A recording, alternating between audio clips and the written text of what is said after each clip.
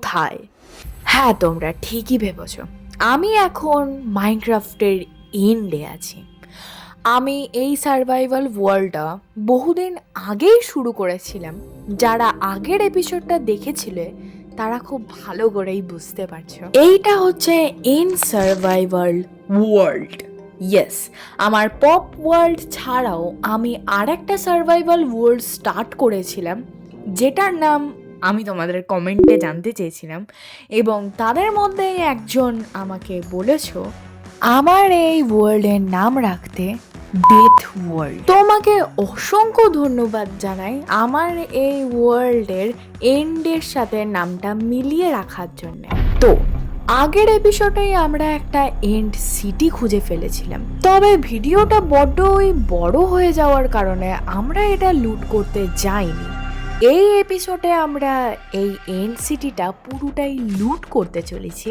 তবে এই এন্ড সিটিতে আছে প্রচুর পরিমাণে শালকার। এদের হাত থেকে বেঁচে আমাদের আজকেই ইলাইট্রা খুঁজে বার করতে হবে এবং তার মাধ্যমে আমাদের আকাশ পথে উড়ে যেতে হবে। চলো তাহলে আজকের আমাদের উদ্দেশ্য সফল করি।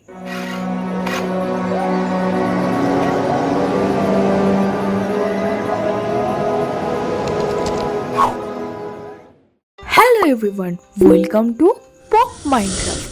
ইন্ট্রো দেখে আশা করছি তোমরা সকলে বুঝে গেছো যে আজকে আমরা কি করতে চলেছি। তো সর্বপ্রথমেই আজকে আমি যেটা করতে চলেছি,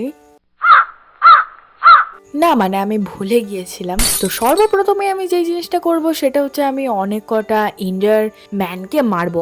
এন্ডার ড্রাগনকে তো নয়, এন্ডার ম্যানকে মারবো। মেরে আমি ওদের থেকে এন্ডার পার্ল জোগাড় করবো, কারণ না অত উঁচুতে উঠতে চলেছি আর সালকাররা আমাকে মারবে না এরকম তো হতেই পারে না। ওদের বাড়িতে ঢুকছি বলে কথা, আবার বিনা অনুমতিতে। তো যাই হোক, এখানে দেখো আমি আরেকটা চেস্ট পেয়ে গেছি। এই চেস্টের মধ্যেও বেশ ভালো ভালো আইটেম রাখা আছে। আমি এখানে তলোয়ার পেয়েছি, স্পিয়ার পেয়েছি, পিকেক্স পেয়েছি, রকেট পেয়েছি, দুটো উল পেয়েছি, চেস্ট প্লেট পেয়েছি এবং কিছু স্নোবল পেয়েছি।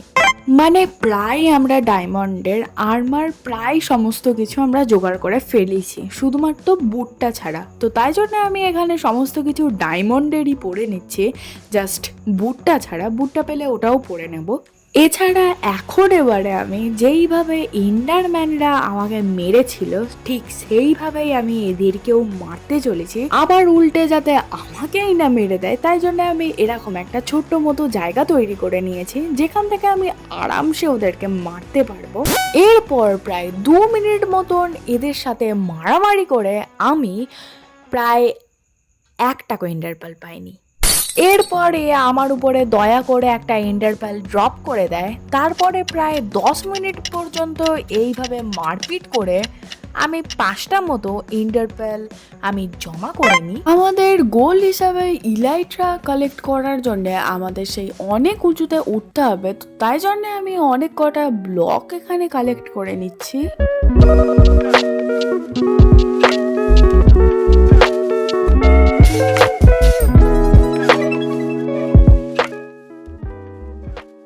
এরপরে সোজা আমরা ইলাইট্রাটাকে কালেক্ট করতে চলেছি। তো তাই জন্য আমি এখানে এতক্ষণ ধরে যে সমস্ত ব্লকগুলো আমি জোগাড় করলাম সেগুলোর মাধ্যমে আমি টাওয়ার তৈরি করে উপরে যাব। বেশ অনেকটা উঁচুতেই এনশিপটা আছে। আমার মনে হয় না যে একটা স্ট্যাকে আমরা উপরে পৌঁছাতে পারবো বলে।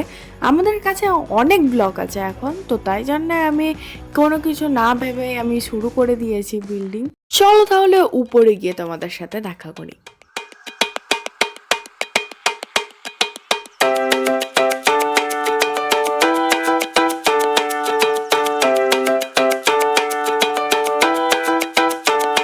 তো ফাইনালি ব্রিজিং কমপ্লিট করে আমরা এখানে তো চলে এসেছি এর হাইটের। এবারে হচ্ছে এর ভিতরে যেতে হবে, এনশিপটার ভিতরে। এই এনশিপটার ভিতরেই আমরা পাবো ইলাইট্রা এবং তার সাথে কিছু লুট। তবে তার মাঝখানে আমাদের জ্বালাতন করতে আসবে এখানকার বাসিন্দার শালকার। এরাও আমার অ্যাকচুয়ালি বন্ধুর মতনই, মানে আমার বন্ধু যেরকম ফেটে গিয়েছিল, এরা শুধুমাত্র ফাটবে না, এরা আমাকে এমন মারবে, আমাকে উড়িয়ে দেবে। আমি চেয়েও কিছু করতে পারবো না। ফাইনালি বন্ধুরা আমি এবারে এর ভিতরে ঢুকতে চলেছি। এর ভিতরে এখন থাকতেই সালকাররা নিজেদের গলা চুলকানো শুরু করে নিয়েছে। জাস্ট আমি ভিতরে ঢুকবো আর আমার সাথে মারপিট করা শুরু করবে। তো আমি জানি এরা আমার সাথে মারপিট করবে, তো তাই জন্য আমি ব্লকটা খুঁড়ে এখানে ঢুকে পড়ছি। অ্যান্ড দেন ভাই আমি সত্যি কথা বলছি, আমি জানতাম হয়তো এরা প্রচুর পরিমাণে মারপিট করতো, কিন্তু এই যে কোথায় উড়ে গেল আমি জানি না। ভালোই হয়েছে একদিকে, তো তাই জন্য আমি খুব সহজেই বলতে পারো ইলাইচাটা পেয়ে গেলাম। না হলে আমি জানি না কতটা বেশি মার খেতে হতো আমাকে। তো এরপরে আমি ইলাইচা নেওয়ার পরে এতটাই বেশি খুশি ছিলাম যে খুশির চক্করে ইলাইচাকেই ফেলে দিচ্ছিলাম। আর এখানে আমি অনেক কিছু লুট করে নেওয়ার পরে আমার ইনভেন্টরিতে একটা যদি জায়গা বেঁচে থাকে, তো তাই জন্য আমাকে কিছু কিছু জিনিস তো ড্রপ করতেই হচ্ছিল। করে আমি পোশন অফ হেলথের ড্রিঙ্কগুলো নিয়ে নিই।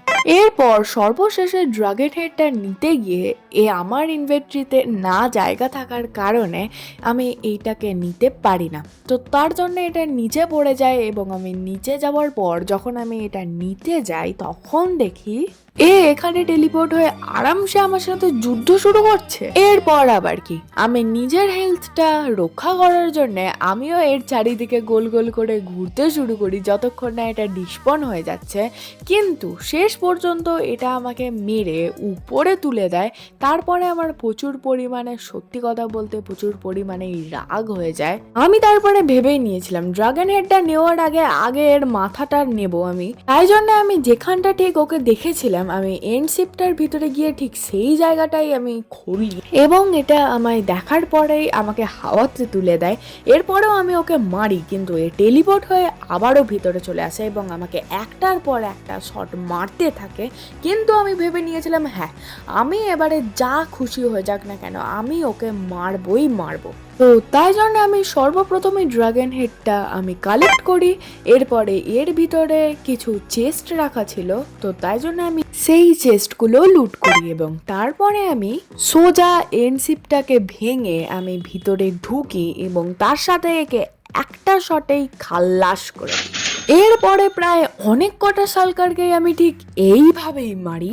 সত্যি কথা বলতে এদেরই বাসস্থানে এসে এদের সাথে যুদ্ধ করে এদেরকে হারিয়ে দেওয়ার মতন খুশি আর আমার কিছুতেই হচ্ছিল না। তারপরে আমি আবারও একটা নতুন চেস্ট দেখতে পেয়ে যাই। এই এন্ড সিটিটার একদমই গায়েই ছিল এটা।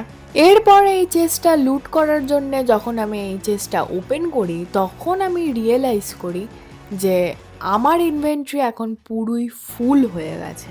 তো আগের ভিডিওটা যারা তোমরা দেখেছিলে তারা তো জানোই আমি একটা এন্ডার চেস্ট পেয়েছিলাম এবং তোমরা তো জানোই এন্ডার চেস্টে আমরা যদি কোনো কিছু রাখি সেইটা কিন্তু এমনি চেস্টের মতো নয় যে চেস্ট আলাদা নিতে হবে আর অন্য জিনিসগুলো আলাদা নিতে হবে। এর মধ্যে জিনিসগুলো রেখেও তারপরেও কিন্তু আমাদের ইনভেন্টরিতে অনেক বেশি জায়গা বেঁচে যাবে।